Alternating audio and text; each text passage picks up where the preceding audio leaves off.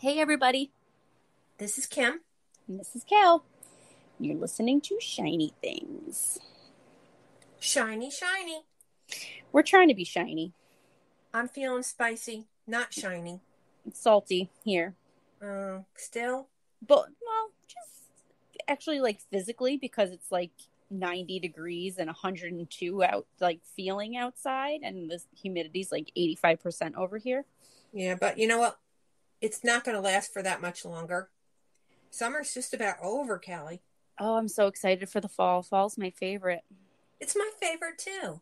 It's so pretty with all the colors Yeah. and nice. I like to wear sweaters and hoodies and comfy clothes. But doesn't it seem like winter lasts forever? It really does. I'm thinking, well, if this summer's been any indication of what's to come for winter, I'm scared for winter.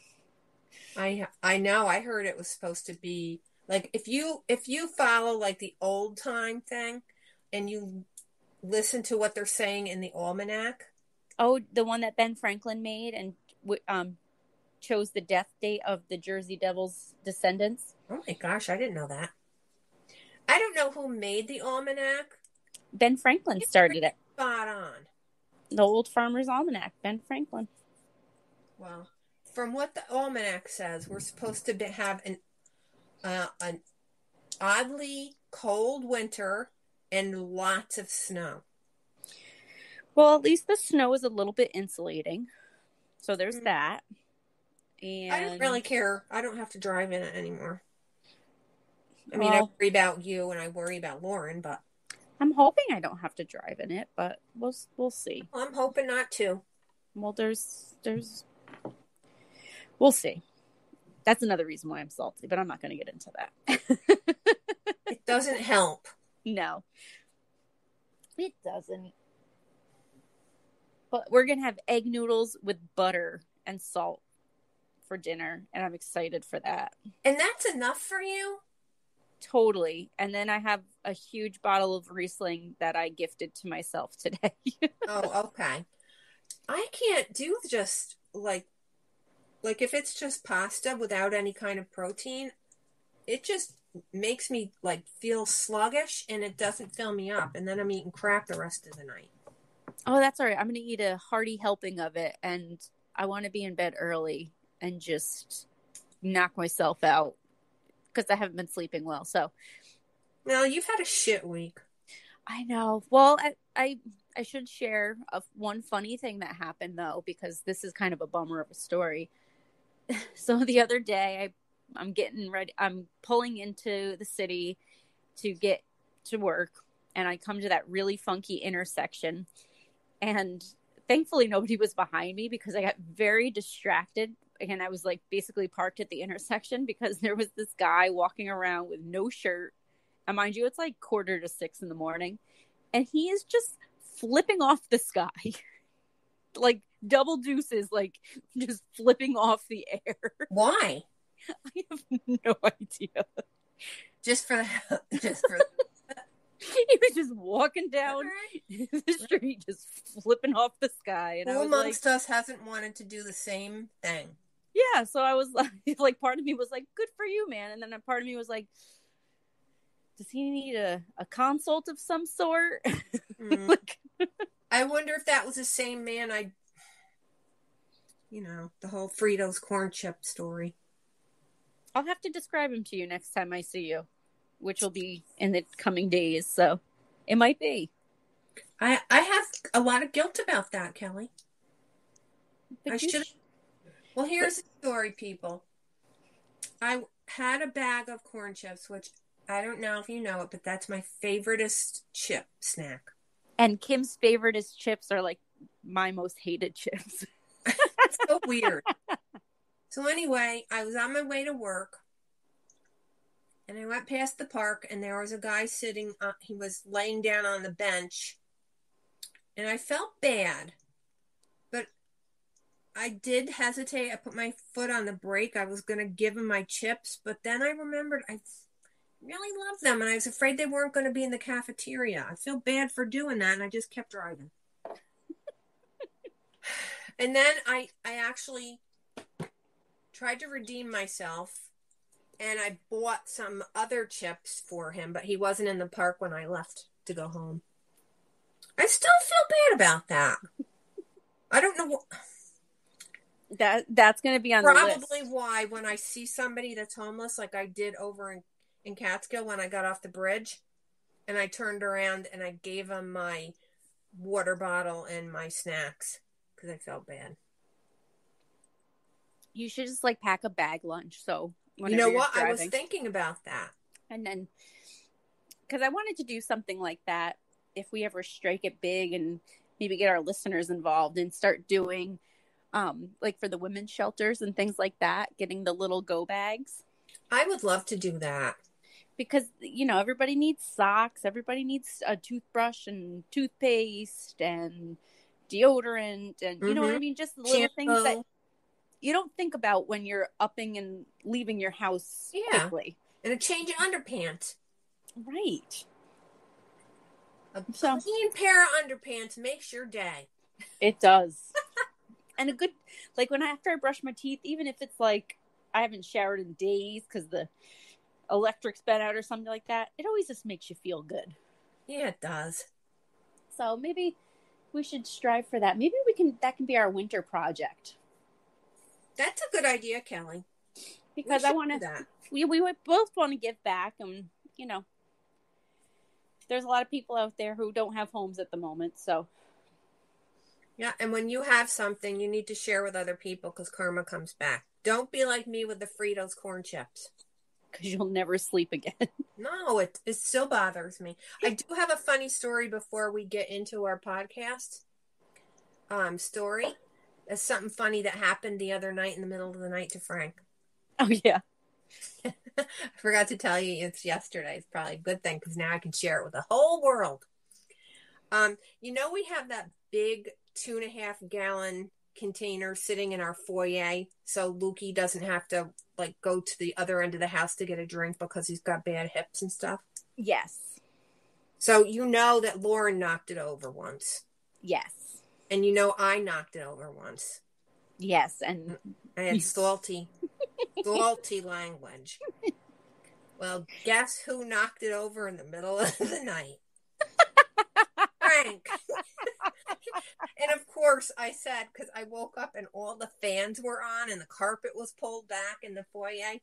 And I was like, I know that my little Lex is going to get blamed for that. So I asked him I asked him when he woke up, what happened? I'm assuming the water got tipped over again. He stepped in it.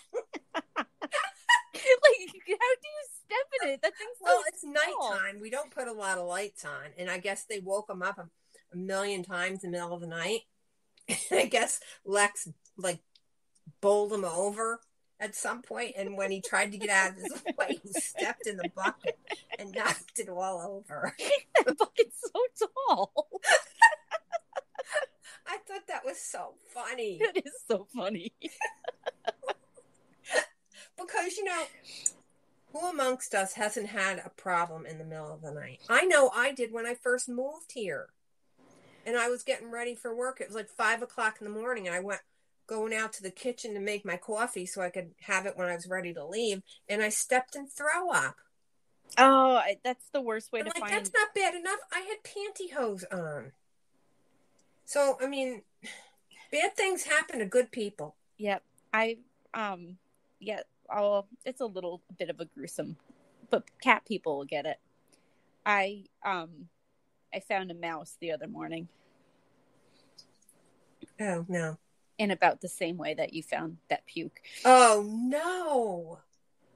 But it's okay. You know. Oh. At least I didn't, like, slip on it or anything. Was it completely dead, though? It was. Okay. I'd hate to think that it was your fault. No. Nope. He was very cold. That's why I was like, what the hell is that? Ew, that's gross. I know. Being a cat owner is rough. So is dogs. You didn't cry or nothing because you're a badass. I remember when you chopped that snake in half outside. I went home and I told Frank, I said, you know, I knew she was tough. But when I saw her execute a snake today, I said, that's my girl. She is a badass. I did it just for you. I know you did. And then I made you take it out of the yard and throw it in the creek. That's what we do for each other. We do. We protect each other from predators. That's teamwork. We make an awesome team. Yeah, we do. Oh, see, this makes me feel better already. I'm less salty already. I am too. I think it was the laughing at Frank that helped. Definitely. And I love that Lauren still doesn't know that she was blamed for the macaroni salad in the sink. She's not listening properly like she's supposed to. So exactly. So that's what makes it even funnier. I think we should throw some member of the family under the bus every episode until somebody tells us that they heard it. Right. And they'll just give juicier and juicier secrets until they listen. Oh, yeah. Why not? I'm not above sharing secrets. Especially when they're funny. Yeah. You know, I'm an open book. I'll tell you all my embarrassing moments. Maybe that should be a Patreon. Listen, everybody knows. I know I have a sick sense of humor, and I know you do. Oh, yeah. And I can't help it. If somebody gets hurt, I automatically laugh. And I don't mean to. That's like why when I left Frank, remember I told you Frank broke his toes on the TV? Yep. And I laughed so hard, I couldn't help it. I wasn't trying to be mean, but I can't help it. And then when he laughs at me, if I get hurt, I know he's just doing that on purpose. He's making himself laugh because I do, but I have no control. Well, I told you the story about the time I went to Five Below and I bought Sean and Az the like old school kickballs that we used in gym class. Oh, I love them. So I was like, hey, Sean, I got you something. And I punt the ball at him and he's running towards me and the ball just smacks him square in the face. Is this the same child that you were throwing water balloons at when you face planted? Yep. So Karma's a bitch and it came back to get me. Karma is. And sometimes like, karma works in your direction, though. Right. Well, I was just like, and as it happened, I was like, oh, he needs to put his hands up. And he wasn't putting his hands up. And then after he took it to the face, I was like, oh my God, are you okay? And I'm laughing as I'm saying it. Yeah, so. No, we're like an apology with when they say I'm sorry and then they say but. Yeah, exactly. It doesn't mean anything. So when you're asking him how he's feeling and you're laughing, he knows you don't care. He's like, you bitch. Probably. I would have been like, you fucking asshole. Funny. Well, it sounds like we both made each other feel a little bit better. I feel much better. And you sound much better. Other people were laughing with us. I hope so too. Well, they can laugh at me and my face plant. Sure, whatever gets you to listen to our show, you can laugh with us or at us. It doesn't matter. And you should laugh at Frank getting stuck in the dog water because it's hilarious. That's priceless. I could go on and on about the things I've laughed at him about, but we don't have enough time. Well, now I'm going to bring us down again because this story's kind of a bummer. Oh, dear. But I kind of wanted a short one because I know we've had some pretty long ones. And the next one I have is going to be more interesting and not so much a downer. So, but today I'm going to talk about the Bath school disaster. So this happened back in... Where's my date here? Back in 1927. So Bath Township is located in Clinton County, Michigan. In 2020, the town was home to 11,598 people, which was a sharp increase from the 7,541 that were there from the 2010 census. The town's a quiet farming town whose world was turned upside down on May 18th, 1927. By day's end, the Bath Consolidated School, a home, and a farm would be the unfortunate targets of a single perpetrator, who we have no idea what his MO was. So the perpetrator in this story is Andrew Kehoe.